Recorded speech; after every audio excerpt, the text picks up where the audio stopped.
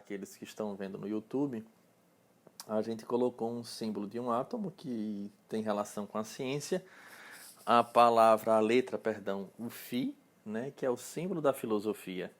E aí muita gente perguntando o porquê disso, era o símbolo da filosofia e depois duas mãos apontando que é o que daria a ideia de religião, né? Porque todos sabem que a doutrina espírita ela tem esse tríplice aspecto, né?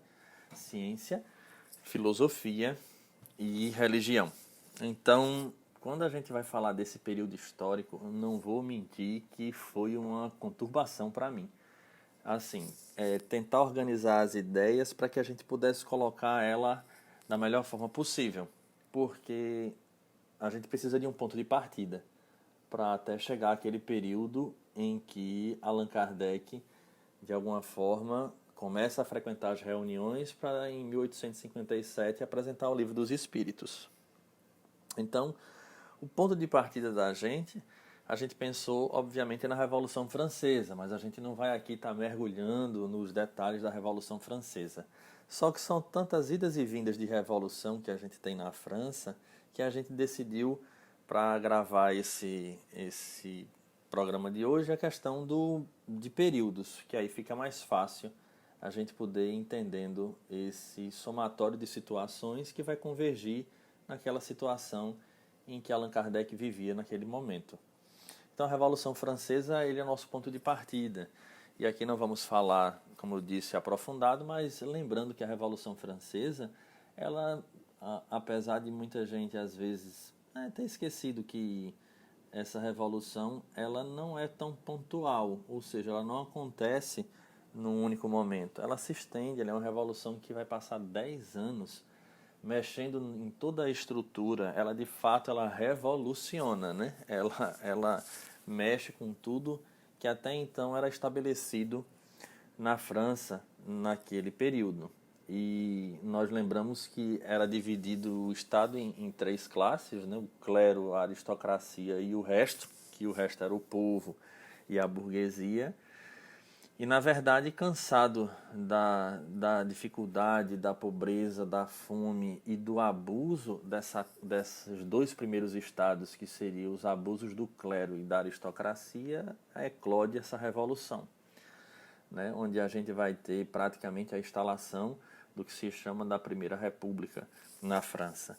Esses 10 anos são extremamente conturbados, com muitas situações acontecendo, e com a dificuldade de ter uma organização central. Eu estou falando assim de forma bem genérica. Então, passado esse primeiro período que a gente está falando, de 1789 a 1799, que é o da Revolução Francesa, a gente vai ver que aí está o estopim para muita coisa. Em especial naqueles ideais iluministas que a gente ouve muito falar. Dentre eles eu chamo a atenção para algumas coisas.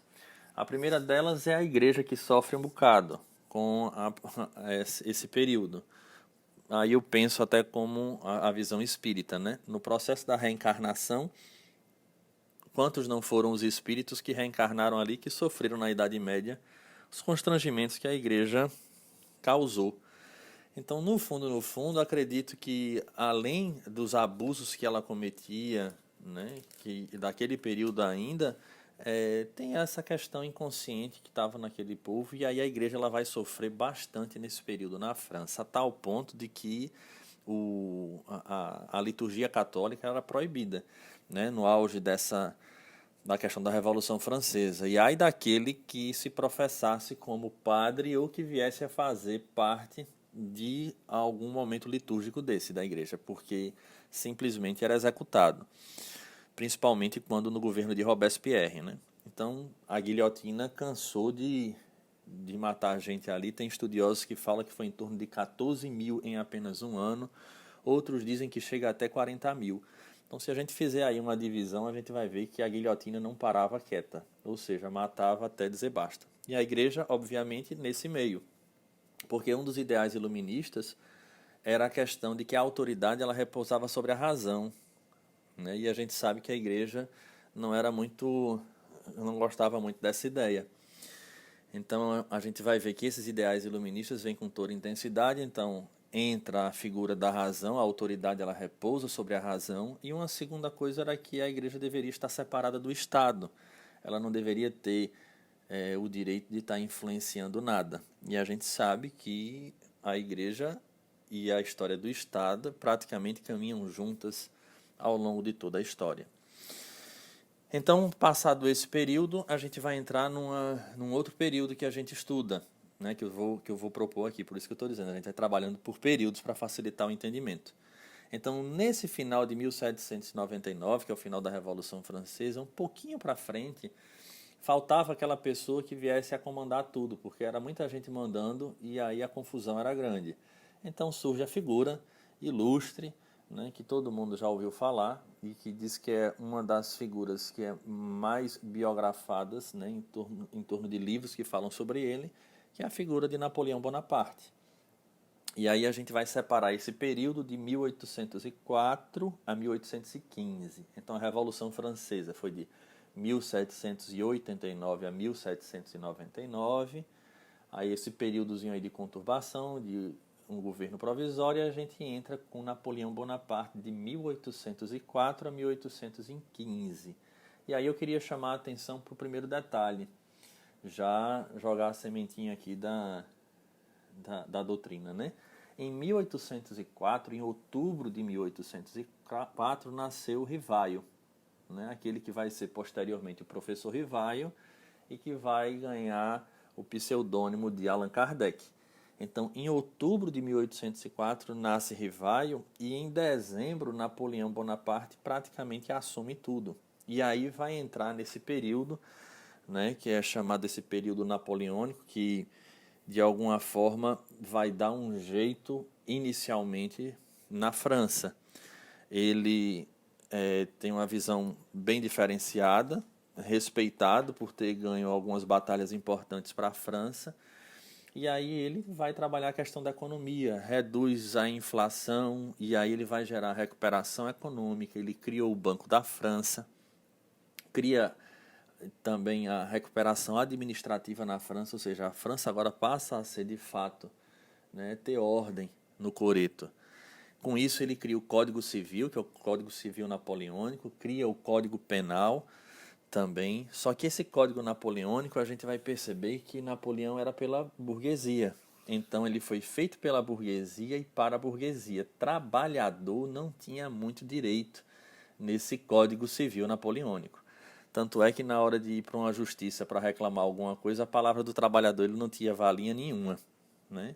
E uma coisa interessante também, que esse código de Napoleão, do Código Civil e do Código Penal, ele tinha uma admiração muito grande por uma figura ilustre da história, que era a figura de Júlio César, imperador romano. E aqui vem a curiosidade, entre aspas, a gente dá uma paradinha nesse período histórico para falar um pouquinho sobre reencarnação. Segundo dizem os espíritos, eles relatam o seguinte, que Napoleão Bonaparte é o mesmo espírito de Alexandre o Grande, que foi conquistador da Macedônia, né? Ele era macedônio, na verdade, e conquista uma boa parte do mundo. Vale salientar que Alexandre o Grande teve como preceptor Aristóteles, nada mais, nada menos do que Aristóteles.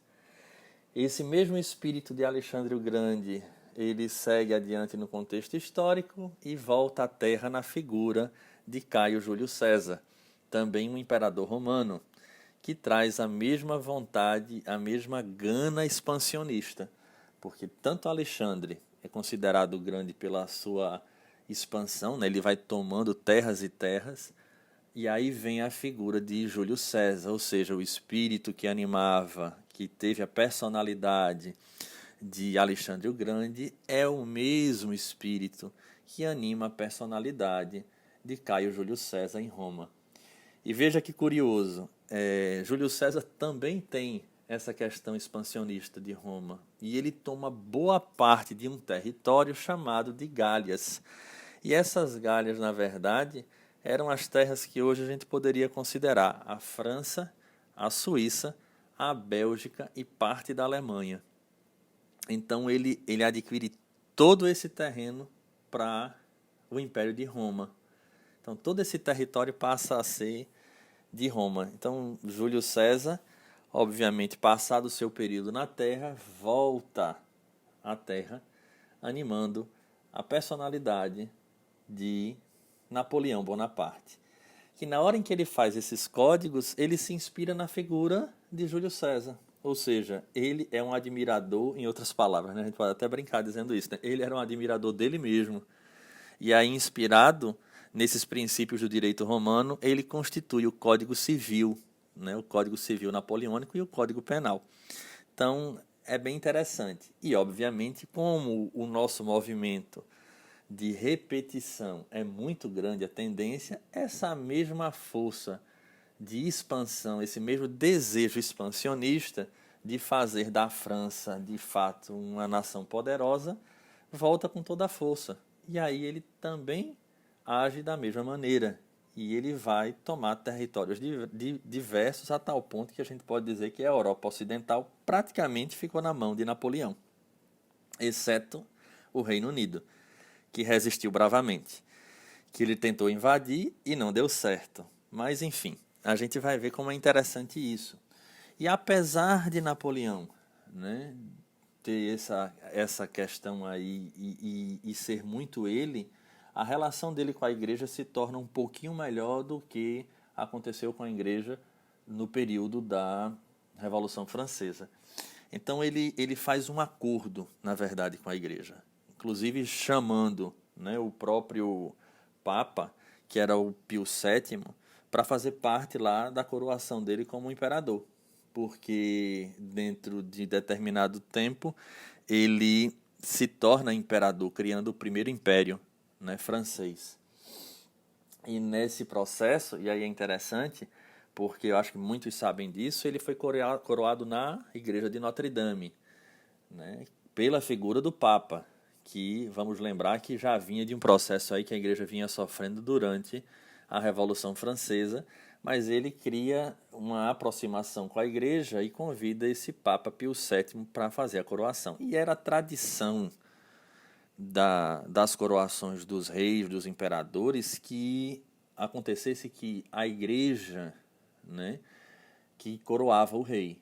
Esse ato ela estava muito atrelado com a questão daquela simbologia de rei ser divino, né? E tinha a bênção aí da igreja. Então, para a gente ver como a igreja pouco tinha de evangelho, desculpe, né, a observação, mas de fato a gente vê que ela é bem distante daqueles princípios do evangelho. Mas aqui não cabe nenhuma análise desse tipo. A questão é que nesse momento em que ele vai ser coroado, ele dá um recado bem interessante. No momento em que Pio VII toma da coroa para coroá-lo, ele tira da mão do Papa a coroa, dá as costas ao Papa e ele próprio coloca a coroa nele mesmo. Isso aí havia uma mensagem subliminar, ou seja, ele trazia a igreja para perto, mas ela não teria essa influência toda como até então ela tinha tido na sua história. Então ele ouviria a igreja, né, ele poderia até aceitar, ele sabia que era importante, porque ele sabia que a maioria das pessoas na França eram católicas, mas ele não ia se submeter. E isso é tão verdade que ele faz um acordo com Pio VII, ou seja, ele confisca as terras da igreja, mas ao mesmo tempo ele ampara o clero. Então é interessante isso. E não só isso, ele aponta quem são os bispos que ele queria. E, obviamente, Pio VII dava o ok ou não. Então você vê que ele ainda assim tem um certo controle. Só que aí surge o problema. Esse homem velho vem com toda a força, né? A figura, vamos dizer assim, o inconsciente, o Alexandre o Grande e o Júlio César vem com toda a força e, obviamente, ninguém vai conseguir anexar território de uma forma pacífica. Então, começam as guerras napoleônicas para conseguir anexar esse território. Então, são muitos conflitos. E a gente vai ver um conflito direto com o próprio Reino Unido, que ele não consegue, ele cria o bloqueio continental para ver se desestabiliza o Reino Unido, a Inglaterra de uma outra forma. A Rússia aceita fazer parte desse acordo, mas dentro de certo tempo a Rússia quebra esse acordo. E aí ele, esquentado que devia ser, né, provavelmente devia ser meio cabeça quente, chateado com a Rússia, inventa de invadir a Rússia, o que foi um erro gravíssimo. E, obviamente, se a gente for raciocinar, qual é a guerra que traz prosperidade? Eu estou falando diretamente, né? Economicamente, socialmente, os jovens sendo convocados para as guerras, muitos já não queriam e queriam fugir dessa realidade, a quantidade de pessoas doentes, de amputados, e ele cria o Hospital dos Inválidos, né, que até hoje está lá em Paris. Então, apesar dele crescer, dele proporcionar uma estrutura formidável à França, mas tem esse outro lado, que gerou muitos problemas sociais e econômicos. E, obviamente, quando ele inventa de invadir a Rússia, ele se deu muito mal. O território da Rússia é muito grande, a tática de guerra da Rússia complica muito, que é a tática de terra arrasada. Ou seja, eles iam, basta a gente olhar para o mapa da Rússia como ela é extensa, então eles iam recuando e tocando fogo em tudo. Então as cidades ficavam sem alimentos. Na medida em que o exército napoleônico ia entrando nas cidades, ele chegou a tomar Moscou, mas quando chegou em Moscou, tudo pegando fogo, não tinha onde se abrigar, não tinha alimento, não tinha nada. E aí vem o frio, ou seja, ele teve que recuar. E no momento em que ele recua, a Rússia ataca. Então ele estava tendo perdas imensas do lado do front, né? na linha, enquanto ele vinha recuando, os russos iam atacando. O exército com fome, com mil dificuldades, e isso abala completamente essa estrutura de Napoleão, além da situação que a França se encontrava diante de tantas guerras. Então o que é que acontece? Cria-se um exército único, formado por ingleses, por austríacos, por russos e por prussianos, que aproveitam esse momento de fragilidade e invadem a França e vão simplesmente enviar Napoleão Bonaparte para a ilha de Elba. Isso em 1814.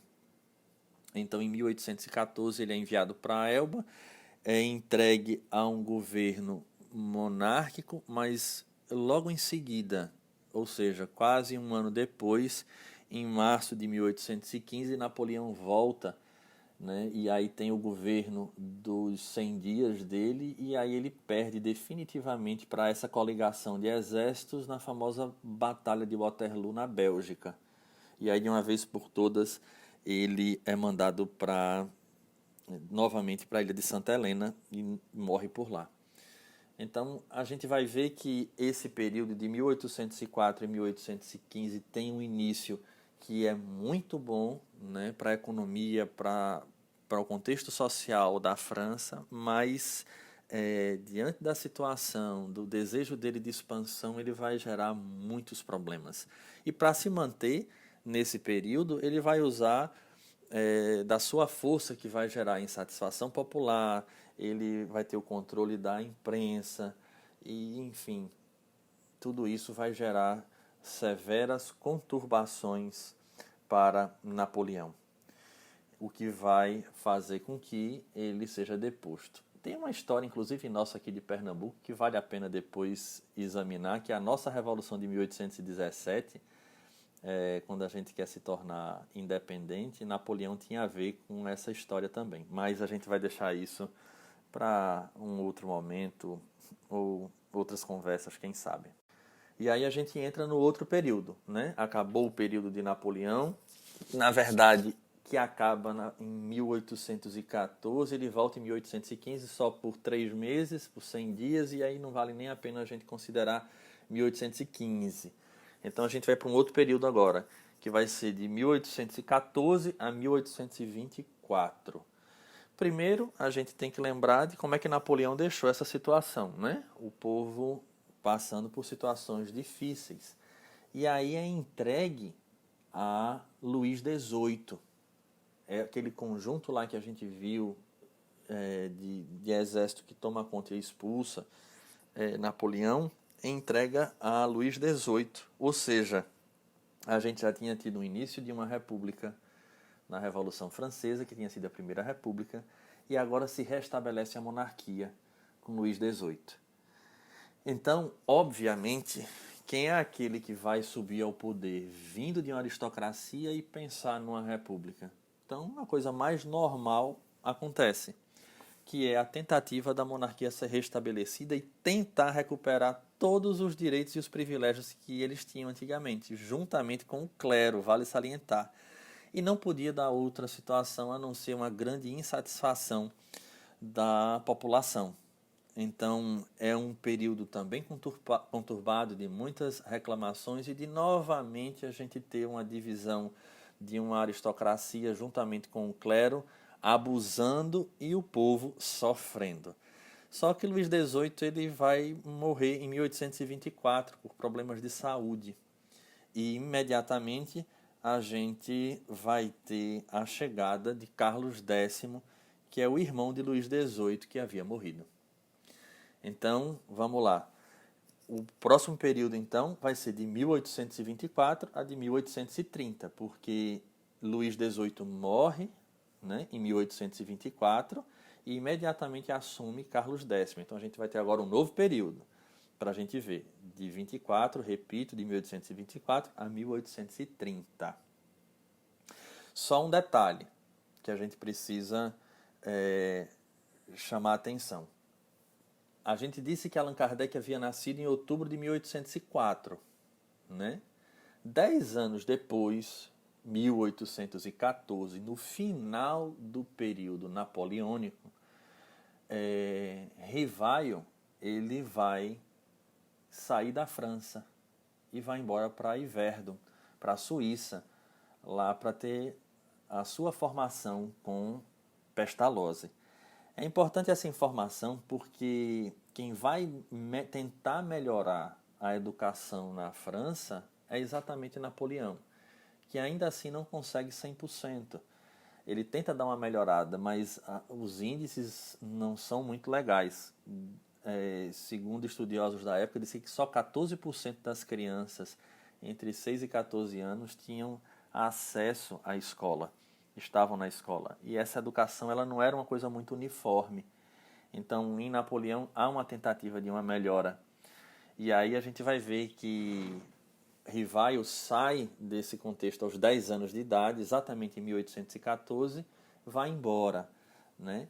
E aí a gente viu esse período de 1814 a 1824, que foi o de Luís XVIII. Né? Napoleão sai, assume Luís XVIII até 1824.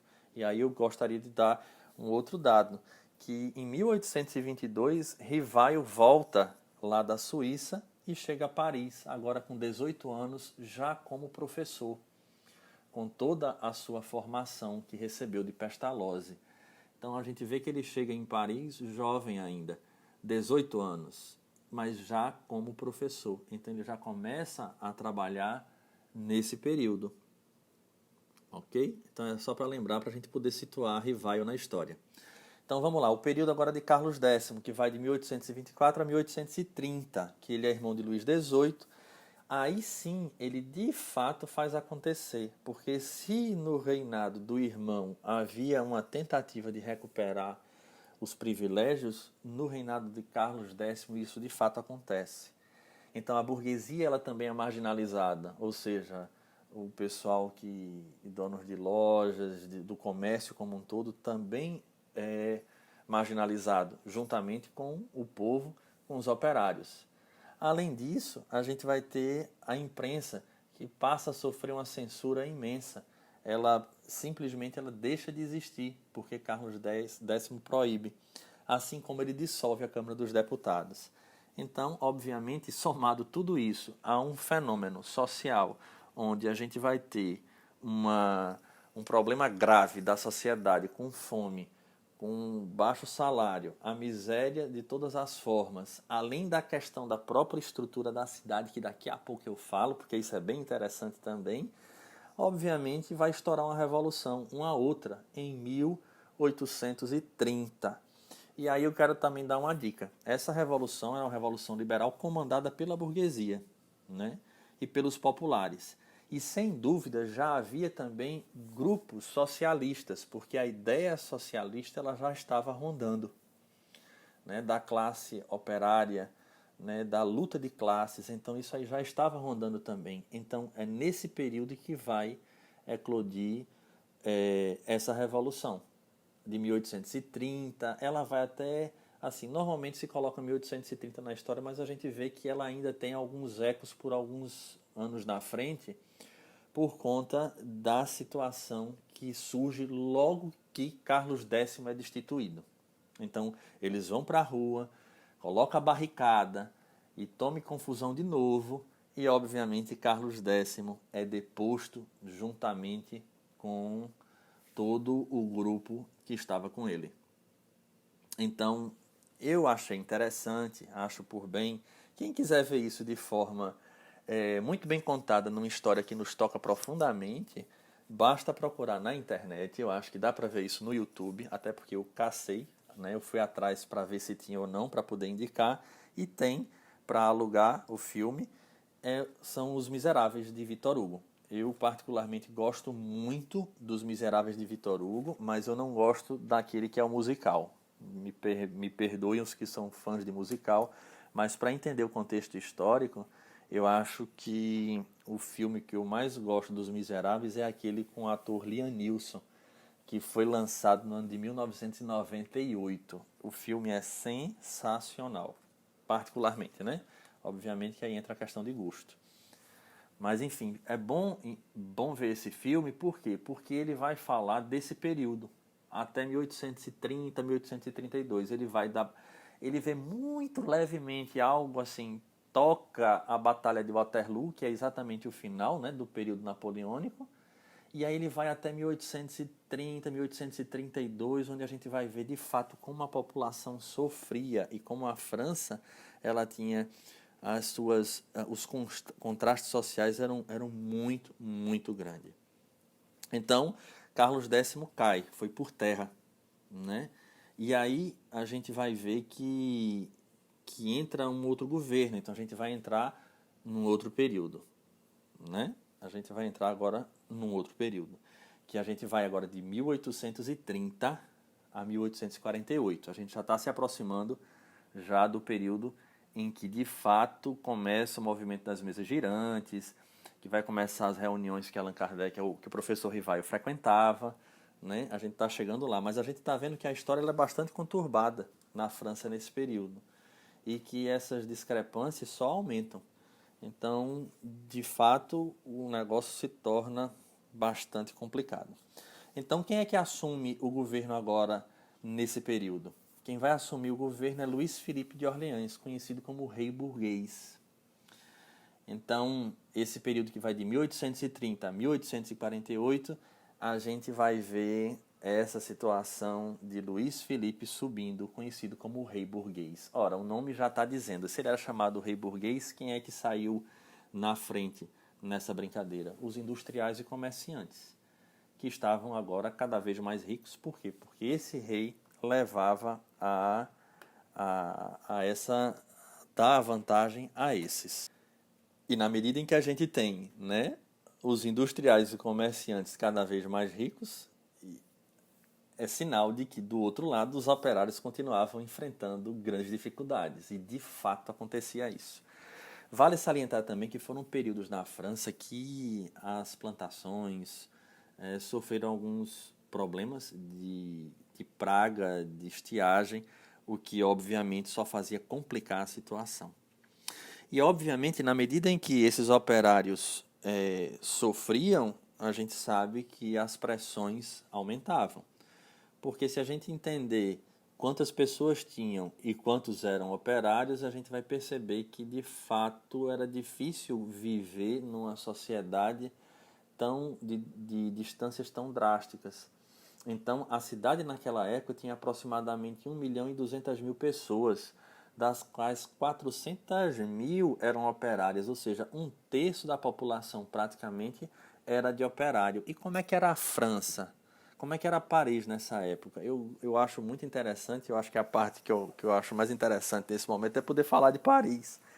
Porque quando a gente fala de Paris, a gente cria uma coisa assim na nossa mente, né, extraordinária, de que Paris é... Porque a gente vem a Paris de hoje, né? E mesmo que a gente olhe para trás da Paris, a parte histórica, que obviamente Paris é história, a gente respira história ali, né? A gente pensa que aquilo ali foi a realidade e na verdade não era. Não era. Aquela não é a Paris desse período histórico que a gente está falando. Por incrível que pareça, a Paris desse tempo, a começar logo, existiam 12 distritos que viviam dentro dos muros de Paris. Paris era toda murada. Então, assim, a gente tinha 12 distritos ali dentro, com em torno de 55 portões, e detalhe, onde se cobrava impostos para passar com o material. Então, para você entrar em Paris, tem que passar por isso. Então, 12 distritos ali dentro, numa quantidade de pessoas de 1.200.000, o que é que acontecia? Obviamente, né, os pobres iam se amontoando já na periferia e a classe média já ia fugindo. Por quê? Com medo da violência e da degradação. Porque na medida em que o povo ia se amontoando, né, e a qualidade e o cuidado cada vez menor, obviamente aqueles que tinham o mínimo de condição fugia da cidade de Paris. Porque era cada vez mais arriscado. Porque na medida em que a gente tem miséria, que a gente tem fome, que a gente não tem saúde para todo mundo e educação, obviamente que vai gerar uma situação bastante complicada. Isso acontecia na periferia. Mas e nos bairros centrais? Como é que era Paris? E aí é que vem, né, algumas situações bem interessantes que era muito característico da Europa na época. Não era só de Paris, não. Né? Mas os bairros centrais tinham uma convivência tradicional já entre os que eram mais abastados e os pobres. E o que eu estou chamando de convivência tradicional era aquela de estarem no mesmo edifício, por exemplo. E aí é muito interessante porque a gente vai ver uma divisão de classes dentro do próprio edifício.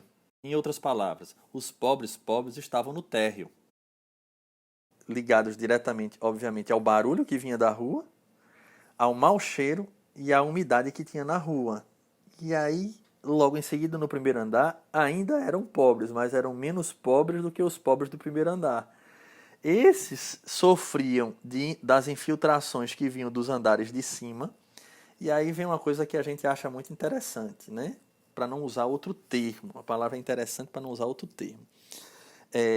Quando eu falei que os pobres do térreo conviviam com mau cheiro, de onde é que vinha esse mau cheiro? Bem, os do primeiro andar desciam as escadas, além de sofrendo com as infiltrações dos andares de cima, eles desciam as escadas trazendo os esgotos. Né? E eu vou usar esse termo para se tornar mais apropriado. E quando chegava no térreo, simplesmente jogava na rua os dejetos, os esgotos. E a melhor parte é que eles subiam levando água. E aí a minha mente fervilha quando eu penso de que você leva um balde ou 2 ou 3 repleto de esgoto, joga na rua e volta com esses baldes repletos de água. Complicado, né? Porque não havia encanamento na época. Então, essa era a realidade. Os considerados mais abastados viviam do segundo andar para cima. Então, era o segundo, terceiro, quarto, enfim. Complicado, né? O processo. As ruas eram muito estreitas em Paris. Eram tão estreitas algumas vielas que só chegavam a passar uma pessoa ou no máximo duas ao mesmo tempo. E o que é que tinha de consequência isso? Era uma consequência óbvia. Era muito fácil criar revolução no sentido de dificuldade para a guarda nacional, porque como as ruas eram muito estreitas, montar barricada era muito simples, porque era tudo muito apertado. Então imagina que clima, o odor, né, esse mau cheiro, a falta de encanação, a higiene da época, ou melhor, a falta de higiene da época. Eu estou falando de 1830, 32, 34, 35.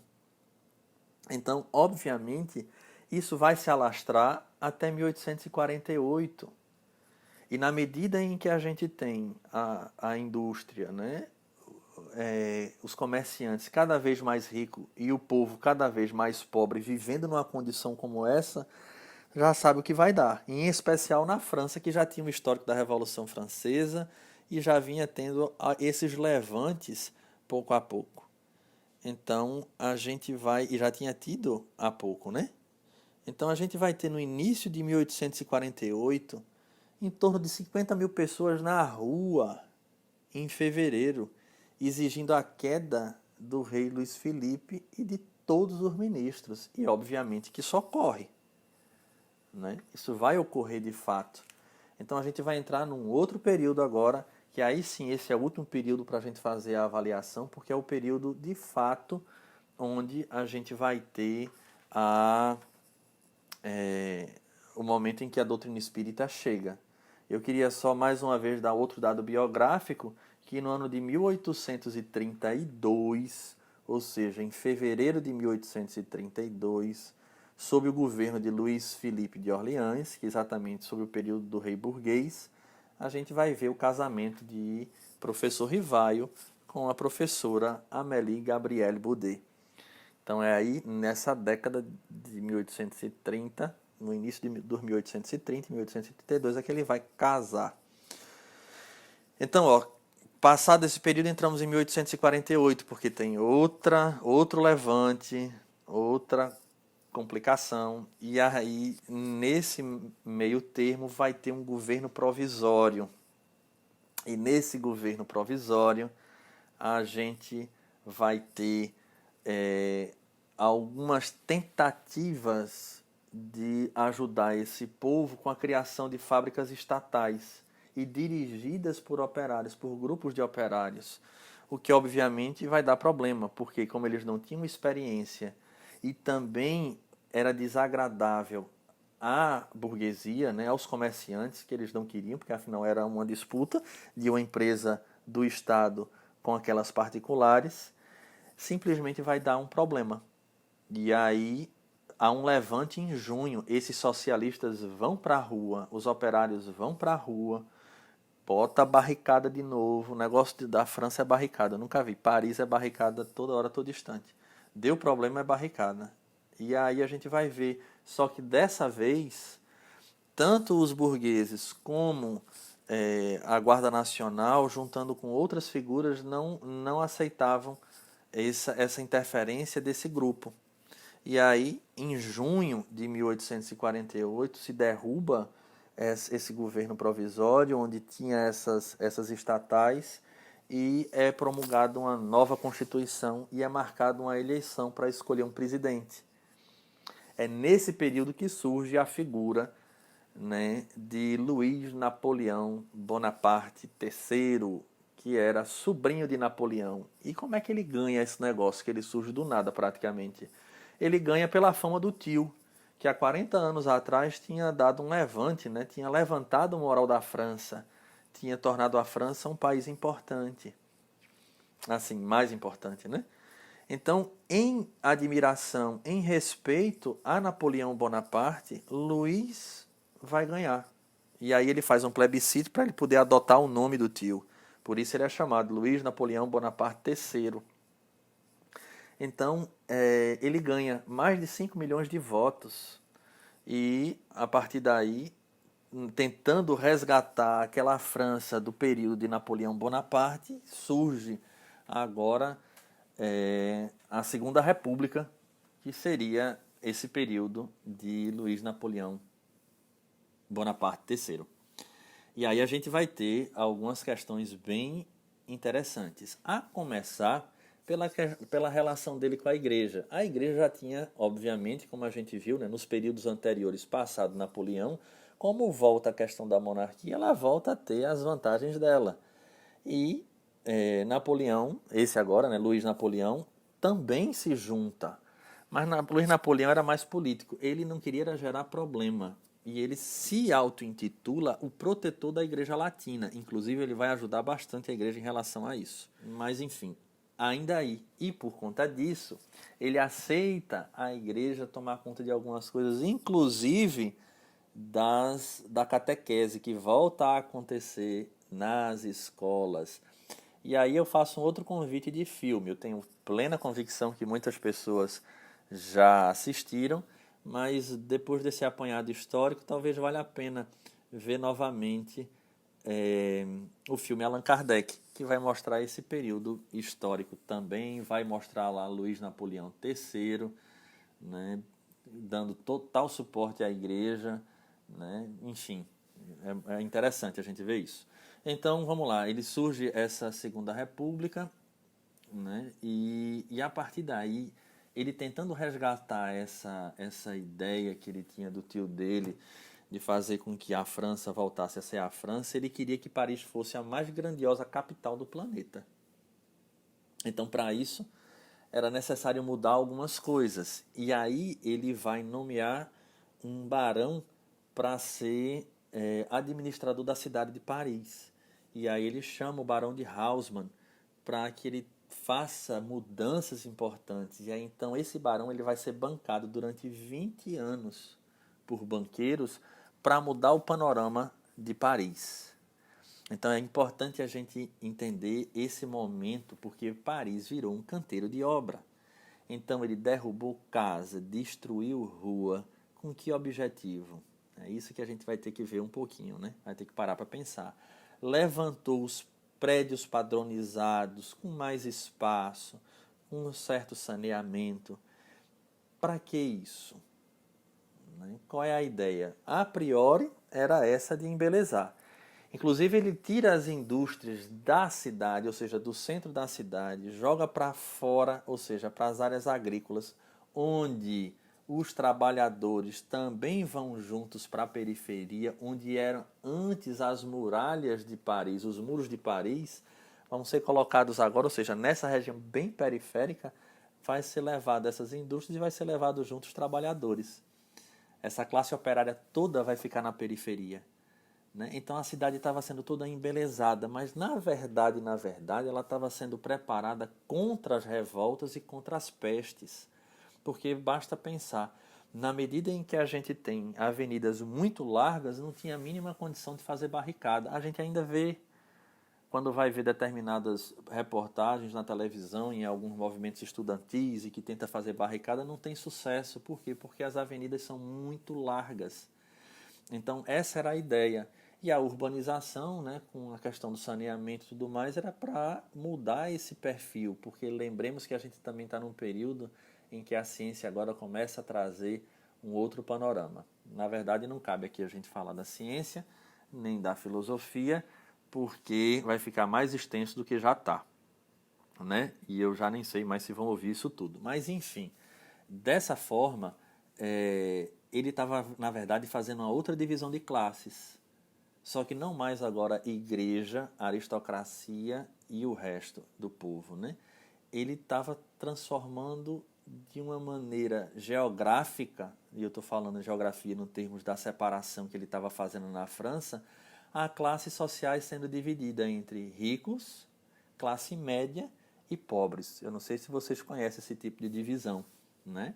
É interessante porque a gente vai ver as raízes vindo dali. Né?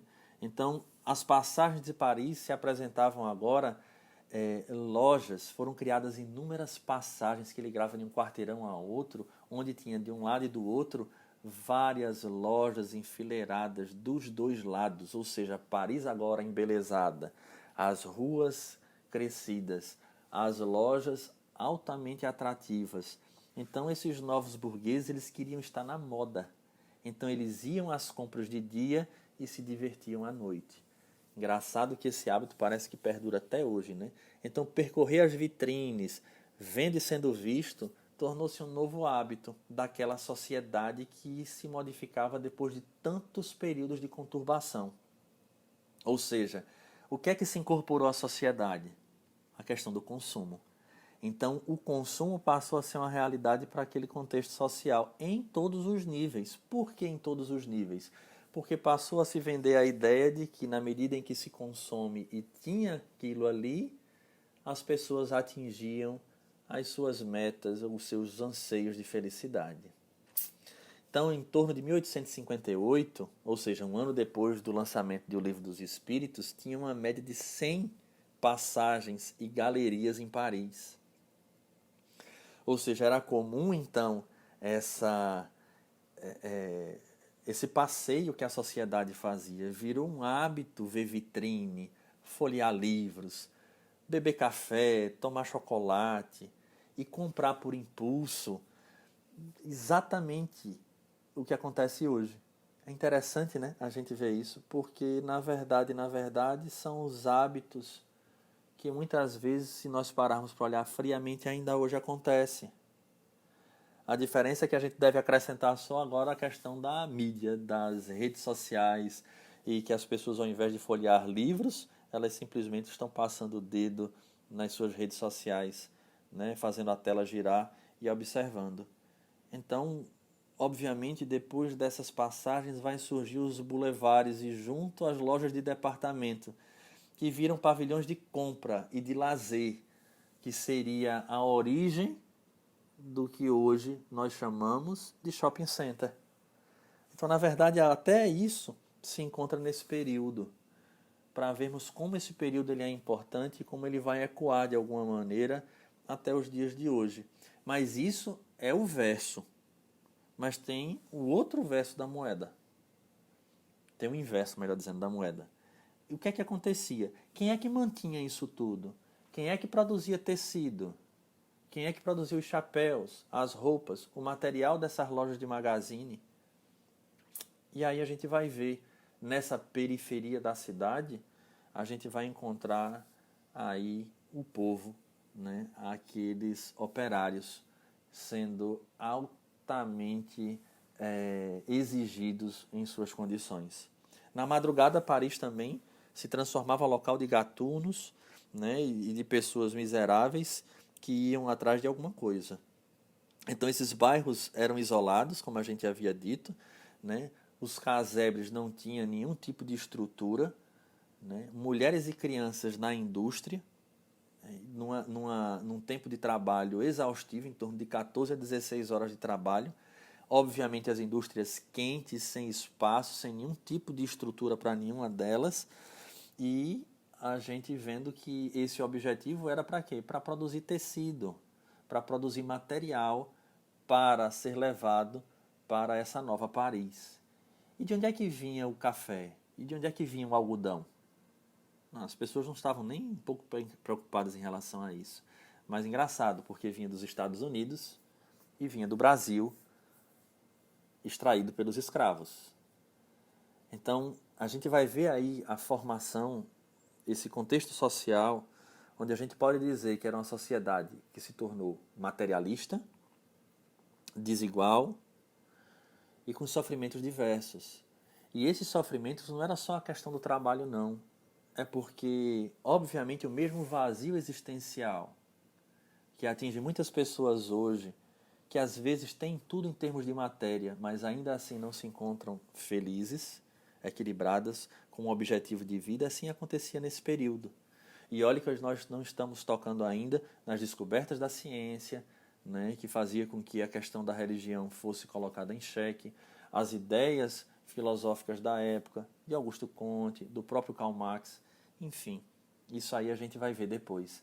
Mas a gente passa a entender que período, né, que período é esse, que fomenta uma grande necessidade de uma mensagem que possa explicar, consolar e esclarecer.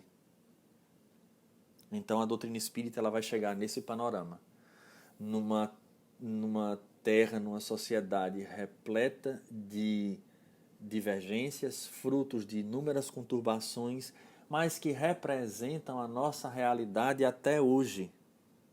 Por isso o abalo, né? Por isso ela se torna um elemento fundamental para a transformação do indivíduo. Então é nesse panorama que chega à Terra a doutrina espírita. Bem, eu espero ter contribuído de alguma forma, né? E vamos dar continuidade a essa ideia de levar adiante o estudo da doutrina espírita sobre óticas diversas, né? Sobre aquilo que não é tão convencional da gente estar falando desse período histórico aí. Bem, a todos votos de saúde e paz e até a próxima.